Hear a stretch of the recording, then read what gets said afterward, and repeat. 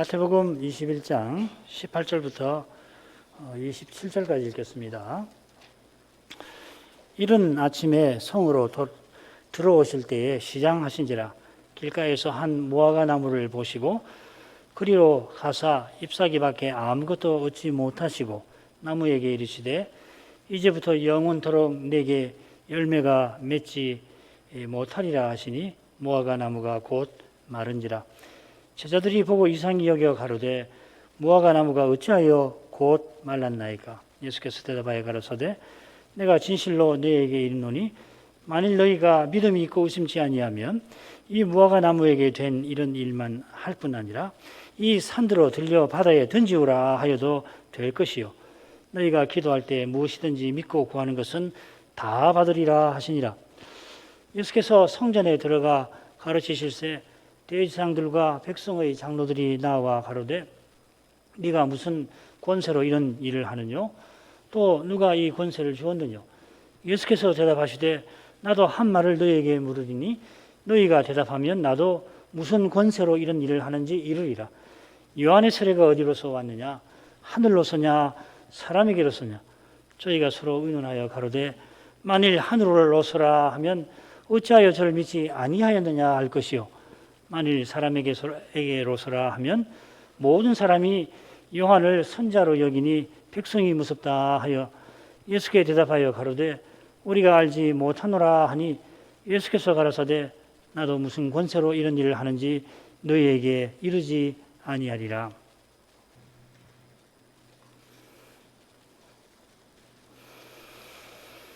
주님께서 예루살렘에 입성하시고 이어 성전에 들어가셔서 성전을 깨끗하게 하셨습니다. 마태는 이 두 사건이 마치 하루에 연이어 일어난 것처럼 기록을 합니다. 그런데 마가를 보면은 성전을 깨끗하게 하신 때는 이튿날 월요일입니다.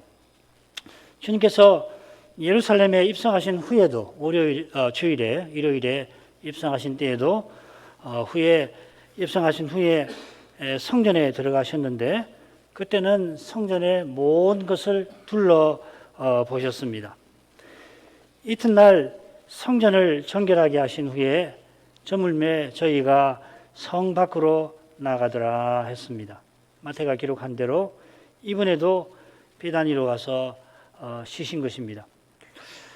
예수님께서 아침에 예루살렘에 들어가셨는데 무화과 나무를 저주하십니다. 21장 18절부터 22절까지 이어 성전에 가서 가르치시는데 공회가 주님의 권세에 도전합니다. 21장 23절부터 27절까지고 예수님께서 이 선지자 세례 요한을 들어서 이 도전을 물리치시지요. 바로 이어서 두 아들의 비유를 통하여 세례 요한을 믿는 여부로 두 아들이 누군가를 알리십니다. 그 다음에 주님께서 포도원 농부의 비유를 드십니다. 공회가 예수님을 죽여서 심판받을 것을 예고하십니다. 이 비유를 듣고서 공회가 자기들 이야기구나 알고서 주님을 체포하려 하지만은 무리가 주님을 선지자로 높이기 때문에 무서워 포기합니다. 주님께서 또다시 비유를 베푸시는데 혼인잔치 비유이고 이 역시 하나님의 심판을 교훈합니다. 이 단락은 예루살렘 멸망의 예고가 주제이고 동시에 선지자이신 예수님에 관한 내용이 또한 돋보이고 있습니다. 이른 아침에 예수님께서 무화과 나무를 저주하셨는데 제자들이 그 연유를 묻고 주님이 답하시는 두 내용으로 나누어 살피도록 하십시다. 18, 19절 읽겠습니다. 이른 아침에 성으로 들어오실 때에 시장하신지라 길가에서 한 무화과 나무를 보시고 그리로 가사 잎사귀 밖에 아무것도 얻지 못하시고 나무에게 이르시되 이제부터 영원토록 내게 열매가 맺지 못하리라 하시니 무화과 나무가 곧 마른지라. 앞서 마태가 예루살렘 입성과 성전 정화를 한데 묶어서 기록했는데 이 무화과 나무를 저주하신 일도 비슷하게 기록을 했습니다. 마가에 따르면은 주님께서 성전을 깨끗하게 하신 그 월요일 이른 아침에 시장하셔가지고서 무화과 나무에 뭐 드실 만한 열매가 있나 보셨는데 아무 열매가 없자 저주를 내리십니다. 저주 내리신 후에 예수님께서는 성전에 가셔서 기도하는 집다옵게 만드십니다. 날이 저무니까 주님 일행은 베다니로 가시지요. 그 다음날 화요일에 그들이 아침에 다시 성으로 들어와서 보니까 이 무화과 나무가 뿌리로부터 말라 있었습니다. 그래 그걸 보고서 베드로가 주님 저주하신 전날 저주하신 일이 기억이 나서 아뢰지요. 자, 이 부분이 이 마태복음 21장 20절 이하에 해당이 될 것입니다. 18, 19절은 월요일 날 있었던 일이 되겠죠.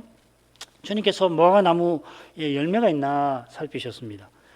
마가는 가서 보신즉 잎사귀 외에 아무것도 없더라. 이는 무화과 때가 아님이라 해설을 붙여놨습니다. 이 해설을 오해해서 주님께서 지금 무리한 일을 하신 것인가 생각하면 안 됩니다. 이 근동에서는 무화과 나무가 1년에 2번 결실을 해요. 3월 지금 6월절 시기에 첫 열매가 맺힙니다. 이 열매를 일러서 이른 열매 혹은 어린 열매라 합니다. 이 이른 열매는 바람이 불 때에 대부분 떨어지게 되고 그 일부가 6월쯤에 먹기 좋게 빨갛게 익는다고 합니다. 그러니까 그 석 달 동안 이 두 번째 가을 열매가 금년에 새로 난 가지에서 생기고 자라서는 이 늦가을부터 여름부터 가을까지 이 두 번째 열매를 거두는 것입니다.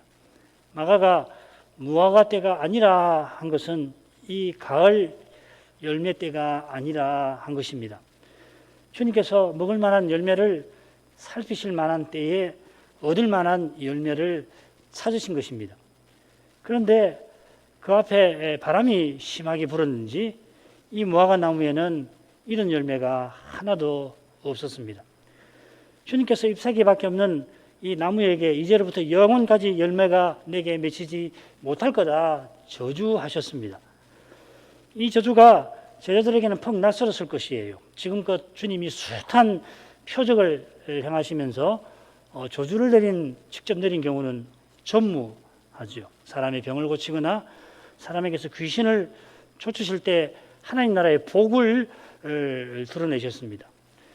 이런 표적들은 우상 섬기던 인생이 하나님을 가까이 하고 하나님을 섬기게 하시는 그런 거룩한 능력, 복된 능력을 드러냅니다.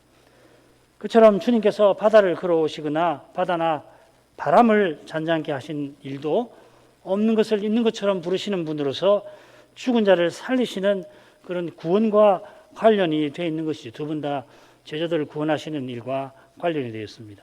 그런데 바람과 바다를 잔잔케 하실 때에 원수가 감히 주님의 길을 방해하지 못하게 하신 것이기도 하겠죠. 그죠?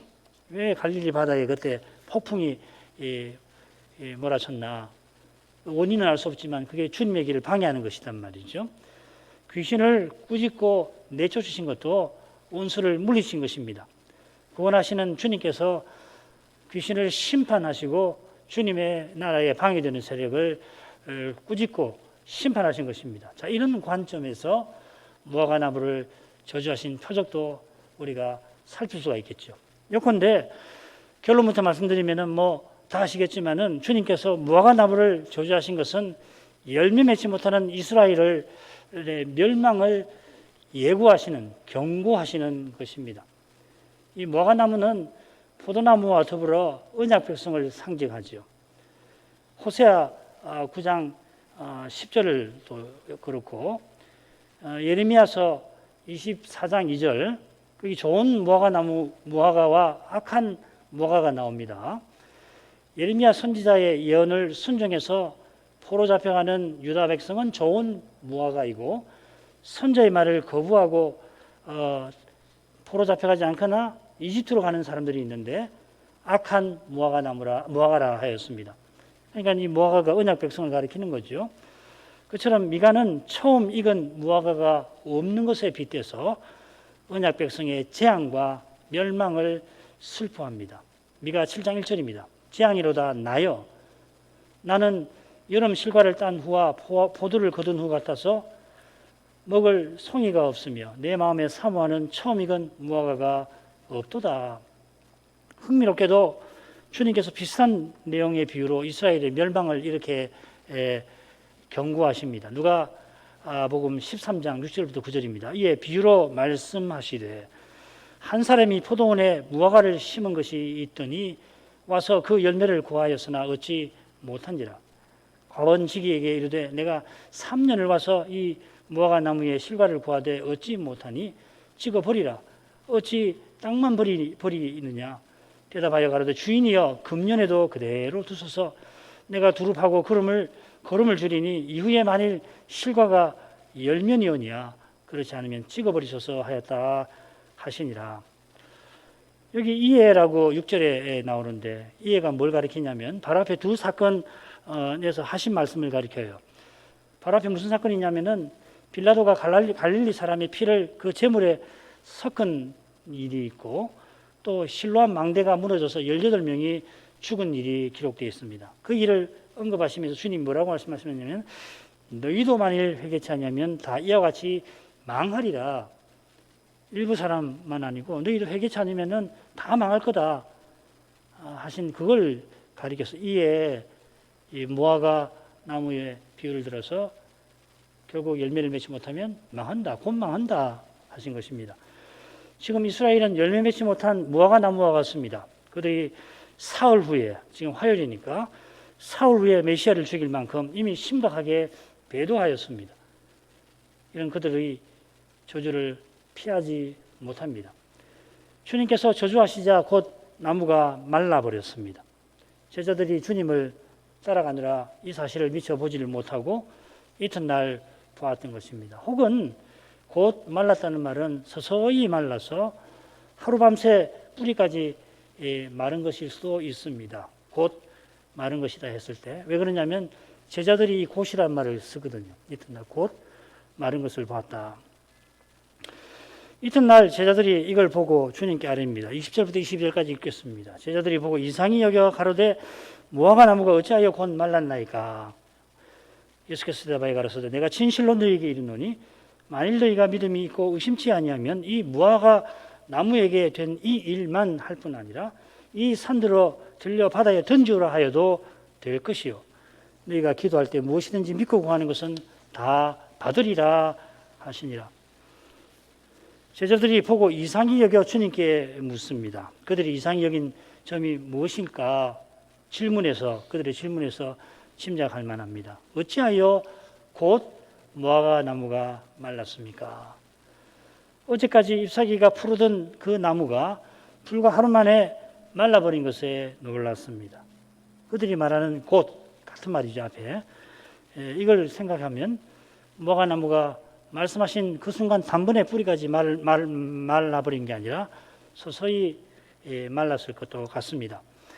마가복음에는 어떻게 되어 있냐면 베드로가 저주하여 무화과 나무가 말랐나이다 하고 마른 사실을 주님께 아뢰입니다. 마태는 곧 마른 점을 그때 제자들이 이상하게 보았다. 자기도 곧 마른 것이 이상하더라 하고 지적을 하는 것입니다. 주님께서는 어찌하여 그런 일이 일어났는지를 교훈하십니다. 곧 마른 거 물론 중요할 수 있지만 멀쩡하던 나무가 갑자기 마른 것이 정말 중요합니다. 얼마나 중요하든지 내가 진실로 너희에게 이른다 하셨습니다. 여호와께서 이제 친히 행하실 그 일에 관하여 주님이 알려주시는 것입니다.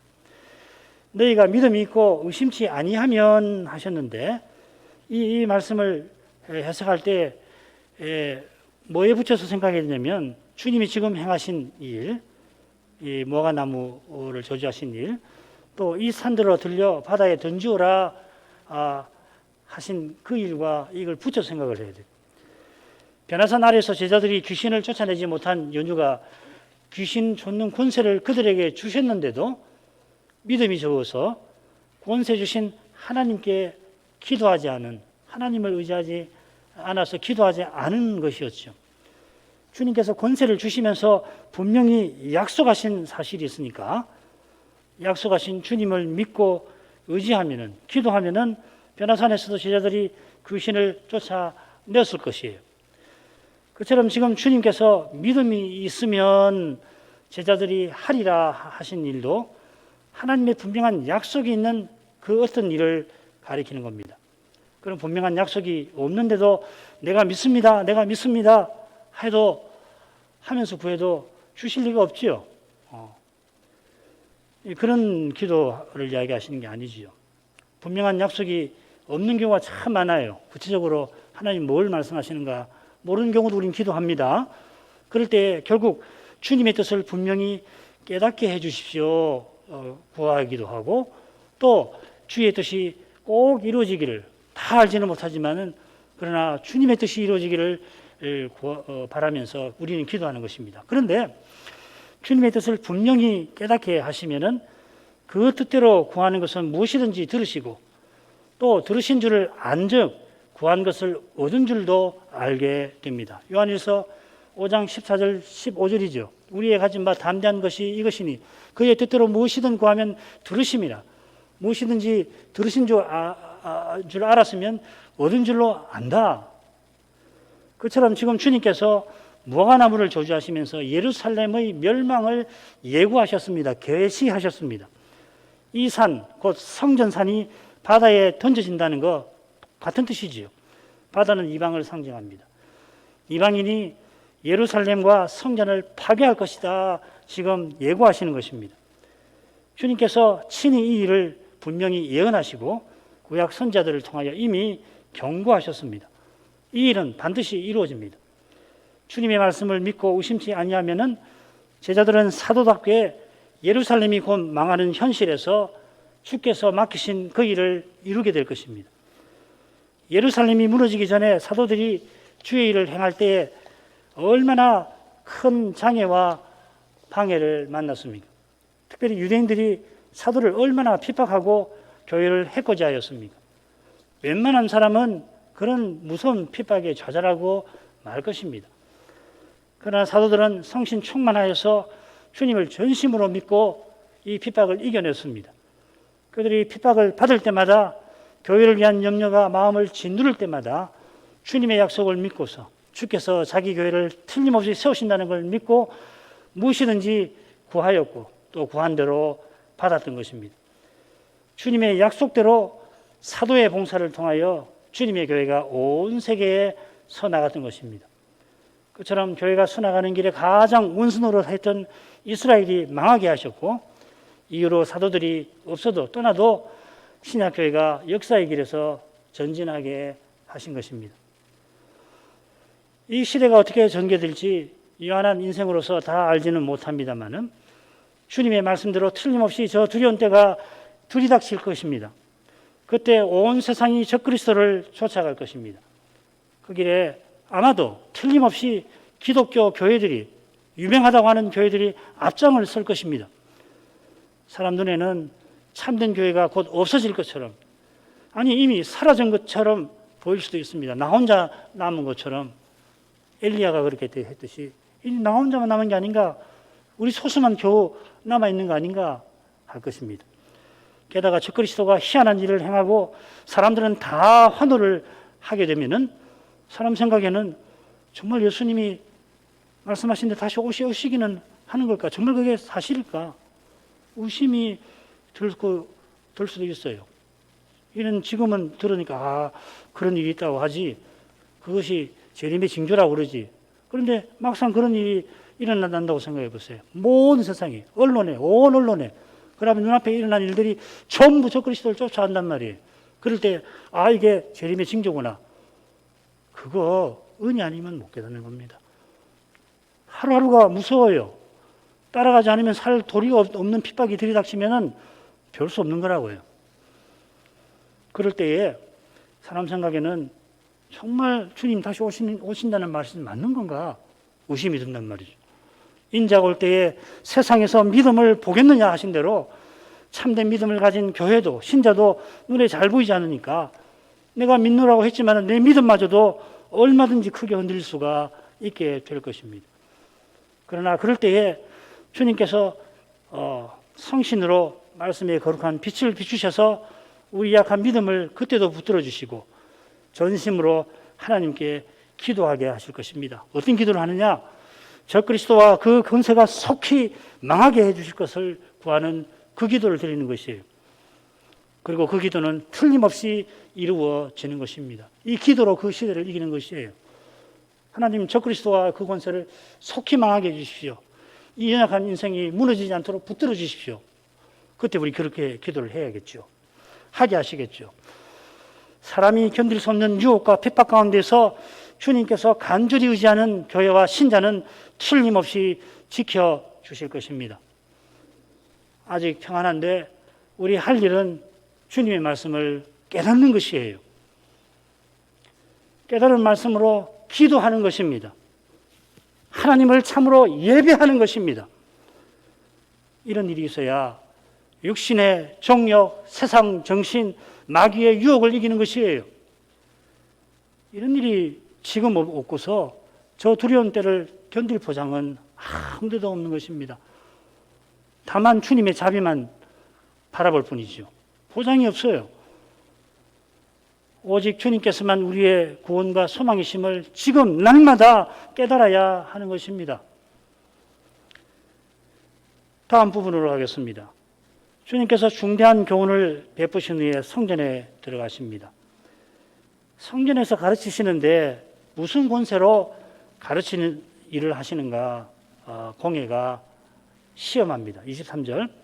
그러자 주님께서 선지자 세례 요한을 들어서 그들의 물음에 지혜롭게 대답하시는데 27절 상반절까지입니다. 주님이 대답 안 하심으로 그들에게 교훈하십니다. 그렇게 단락이 끝납니다. 세 부분 모두 여기서는 선지자의 주제가 등장합니다. 주님께서 성전에서 선자의 직무를 끝까지 수행하고 계십니다. 23절로 가겠습니다. 예수께서 성전에 들어가 가르치실 때 대제사장들과 백성의 장로들이 나와 가로되 네가 무슨 권세로 이런 일을 하느냐? 또 누가 이 권세를 주었느냐? 성전에 주님이 들어가시니까 대제사장, 장로, 공회의 회원들이죠. 주님께 나왔습니다. 언제 주님께 나왔나 하면은 주님께서 가르치실 때였습니다. 원문은 그렇게 되어 있습니다. 마가복음에는 조금 다릅니다. 주님께서 성전에서 걸어 다니실 때에 그들이 주님께 왔다 되어 있습니다. 마가복음대로 보면은 공회가 성전 정화하신 그 일을 두고 주님께 따진 것으로 읽힙니다. 반면에 마태는 주님께서 가르치시는 일을 두고서 그들이 따지는 것으로 우선 설명합니다.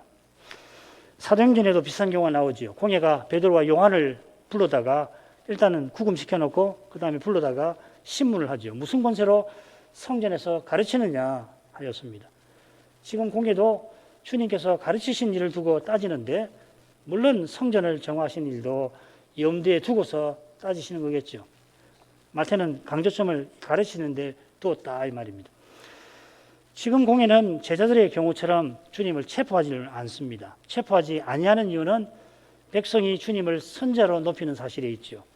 21장 46절에 나옵니다. 잘못했다가는 민중의 반발을 불러올 겁니다. 주님이 전날 성전을 깨끗하게 하실 때도 그들은 섣부른 행동을 취하기보다 주님께 그저 따졌을 뿐입니다. 이번에도 비슷하긴 하지만은 조금 다른 점이 있는데 따지는 정도가 아니라 시험을 하는 겁니다. 주님의 대답에 그 시험의 성격이 잘 드러납니다. 주님께서 그들의 질문을 받고 도로 질문을 던지셨습니다. 그들의 질문이 어떻게 주님을 넘어지게 하는 것일 수가 있는가 살펴보아야겠습니다. 그들은 주님께서 무슨 권세로 성전에서 가르치고 이어 누가 이 권세를 주었나 덧붙입니다. 모든 권세는 하나님께로부터 나옵니다마는 지금 공회는 하나님의 권세를 자기 것인 양 쓰고 있습니다. 공회 허락 없이 성전에서 가르칠 수 없다 하는 겁니다. 사도 요한이 자신과 함께 따르지 아니한다는 이유로 주의 이름으로 귀신 쫓는 자를 금한 일이 생각납니다. 주님께서 성전을 성전다웠게 하려고 가르치시는데 그들은 성전의 거룩함을 지키라 주신 그 의무를 내세우며 주님의 거룩한 활동을 금하려 합니다. 그러니 그 방법도 악합니다. 거룩한 감각을 상실한 이들은 하나님이신 메시아를 몰라보고 감히 시험합니다. 주님께서 자기네 질문에 대답하실 때에 그 대답에서 꼬투리를 잡아내려 합니다.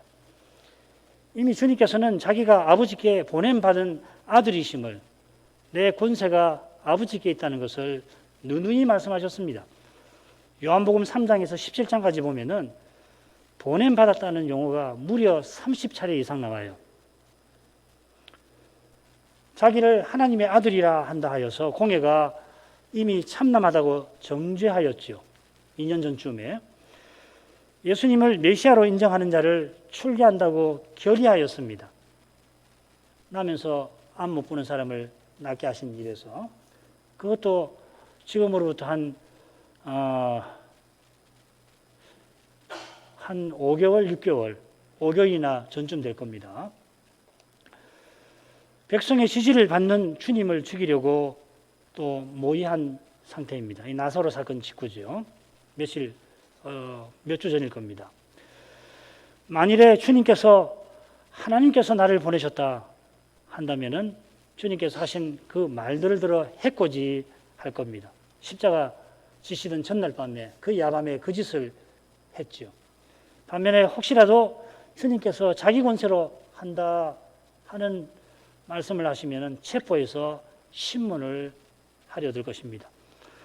이제 주님은 3일 후면은 십자가에 달리셔야 하고 이틀 후면 이들에게 체포되셔야 합니다.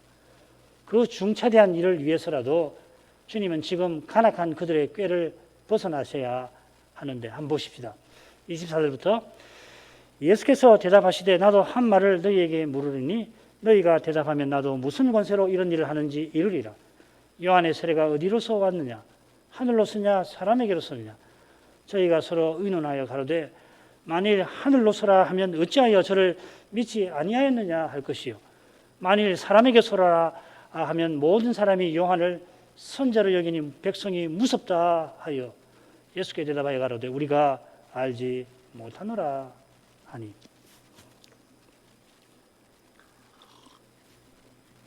예수님께서 질문으로 대답으로서 물으십니다. 이 랍비들이 당시 흔히 쓰는 방법이긴 한데요. 이로써 그들의 교만을 바로 잡으려 하시는 겁니다. 의뢰 주님이 물으시고 인생은 답해야 합니다. 주님께는 인생이 겸손히 묻고 답을 구해야 합니다. 그러나 공회는 주신 권세로 자기를 높인 탓에 감히 주님께 묻고 답을 요구합니다. 주님의 거룩한 영광을 보지 못하니 마음이 높을 수밖에 없는 겁니다. 주님께서 요한의 세례를 들어 질문하십니다. 그의 세례가 하늘로서냐 사람에게로서냐 어디서 왔느냐 물으십니다. 요한의 세례가 하늘로서 온 거라면은 주님의 권세는 말할 게 없습니다. 과연 요한은 자기가 주님의 종노릇도 못할 자라 하였습니다.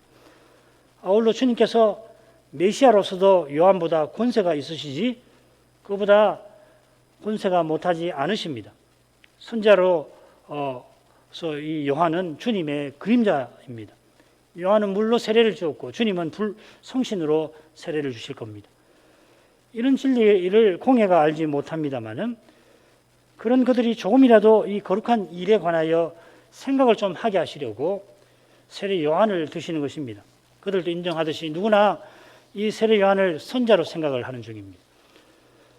세례 요한이 세례를 베풀면서 자기 뒤에 오시는 분을 백성에게 알렸습니다. 예수님을 가리켜 보라 세상죄를 지고 오는 하나님의 어린 양이로다 하였습니다. 요한을 선자로 인정한다면 예수님도 그런 분으로 대합니다. 사실 백성이 예수님을 선자로 모시고 있죠. 마태복음 21장 11절에도 나오고 46절에도 나옵니다. 이런 현실을 공회가 누구보다 잘 알고 있습니다. 주님께서 그들의 악한 생각을 드러내는 동시에 악한 그들도 예수님이 어떤 분이신지를 다시금 생각하게 만드시는 겁니다. 이것은 장차 그들로 변명치 못하게 하시는 무서운 일인 동시에 아직 오늘이라고 하는 동안에 그들에게 사랑을 드러내시는 일이기도 합니다. 말씀에는 이 양면이 있는 것이죠. 주님의 질문에 공회가 서로 의논합니다. 공회라면 마땅히 하나님의 교회에서 가장 중요한 사람들 다스리는 사람들이니까 마땅히 하나님 말씀을 조차 의논할 것입니다마는 그들은 자기의 이익을 조차 하고 있습니다. 만일 요한의 세례가 하늘로 서라 하면 요한을 믿지 아니한 잘못이 죄가 드러납니다. 주님의 말씀에 그들의 죄가 드러나고 있습니다. 그러면 회개해야 할 터인데 죄를 버리지 못해요. 죄를 버리지 않느니 요한의 세례가 사람에게서 나온 것이라고 하는 이 거짓을 생각해냅니다. 진리의 말씀으로 다스리는 사람들이 거짓을 생각하고 있어요. 이것이 만일 통한다고 생각했으면 돌아보지 않고 이 거짓을 따를 작정입니다. 그런데 그렇게 대답을 하면은 백성의 반발이 무섭습니다. 백성이 다 요한을 선자로 생각합니다. 자기 이익을 쫓는 자는 사람을 무서워하는 것이 죽음을 두려워하는 것입니다. 죽음의 두려움을 벗어나는 길은 하나예요. 하나님의 진리를 좇는 것이에요. 하나님의 그 사랑을 깨닫는 것이에요. 실컷 논의한 다음에 그들은 구차하게 우리가 알지 못하노라 합니다. 그들은 계속 거짓을 말합니다. 악한 마음이 거짓을 생각하더니 다시금 거짓을 택합니다. 진리를 떠난 마음은 진리조차 거짓에 이용하려 듭니다. 그러나 거짓이 거듭된다 해서 진리 되는 법 없습니다. 거짓이 가득하게 되면 사람 눈에는 거짓이 진리인 것처럼 보이긴 합니다. 거짓이 너무 많으니까 저게 사실인가? 그러나 어둠 속에 빛이 찬란히 비치듯이 진리는 거짓이 가득한 세상에서 변함없이 그리고 더욱 빛납니다. 마지막 말씀 간단히 보죠. 예수께서 가라사대 나도 무슨 권리로 이런 일을 하는지 너희에게 이르지 아니하리라. 마태는 주님의 대답을 강조하고 있습니다. 그래서 그분도 친히 말씀하셨다 이렇게 기록하고 예수님의 대답도 그렇습니다. 나도 무슨 권세로 하는지 이러지 않겠다 하십니다. 공의가 모른다 말했는데 주님도 친히 말씀하시면서 대답하지 않으십니다. 주님께서 대답지 않겠다 하시지만 대답하지 않으시는 것이 곧 주님의 대답인 겁니다. 공의는 자기네가 하나님의 권세를 대변한다고 착각하고 있습니다. 그러나 이 대제사장 집안은 특별히 이 대제사장 집안은 로마에 돈 주고 그 직분을 얻었습니다. 그들의 휘두르는 권세가 실상은 사람에게서 온 것입니다. 다 압니다. 그런 그들에게 주님의 권세가 무엇인가 일러 주신들 그들이 알지 못합니다. 만일 알려주시면은 그들은 십자가 가는 주님의 길을 기어코 방해할 것입니다. 주께서 십자가로 나아가시기 위하여 그들에게 지금 대답하지 않으십니다. 십자가 전날에 대답을 해 주실 것입니다. 그 십자가가 그들에게 주시는 대답입니다. 기도하겠습니다. 걸어가신 아버지, 예수께서 십자가로 가시는 그 길을 함께 살피게 하셔서 감사합니다. 주님께서 시온의 왕으로 겸손히 입성하시면서 거룩한 영광을 드러내셨습니다. 그 영광을 본 제자와 무리가 주님께 찬송을 돌리긴 하지만 주님께서 어떤 왕이시며 어떤 찬송을 받아 마땅한 분이신지는 제대로 알지 못하였습니다. 공의가 찬송과 존경을 받으시는 주님을 시험하려 한 데서 이 언약의 나라가 얼마나 그때 어두웠는지 잘 드러났습니다. 주님께서 그러한 현실에서도 묵묵히 십자가로 나아가셨습니다. 가장 주님의 심정을 잘 헤아려 드릴 만한 이들도 자기 영광의 마음이 빼앗겨서 주님의 길을 무겁게 만들었습니다. 이러한 상태니 이스라엘이 망하지 않을 도리가 없었습니다. 과연 지도자들과 지도자들이 메시아를 십자가에 내어줍니다. 그때 제자들은 주님을 버리고 부인합니다. 공회에 주님을 넘긴 이가 바로 제자 가룟 유다였습니다. 이러한 데서 주님의 십자가가 얼마나 놀라운 일인지 헤아리게 하십니다. 믿음의 눈이 아니면 이 놀라운 신비를 볼 수가 없을 것입니다. 저희가 어떤 시대를 살아가는지 주님의 말씀을 통하여 늘 생각하게 하십니다. 참된 믿음이 아니면 이 시대를 이기지 못할 것임을 이날에도 새깁니다. 인자가 올 때에 세상에서 믿음을 보겠느냐, 그 엄중한 말씀 앞에 겸손히 엎드립니다. 주님께서 주의 무한 자비하심을 저희에게 나타내 주옵소서. 예수님의 이름으로 기도합니다. 아멘.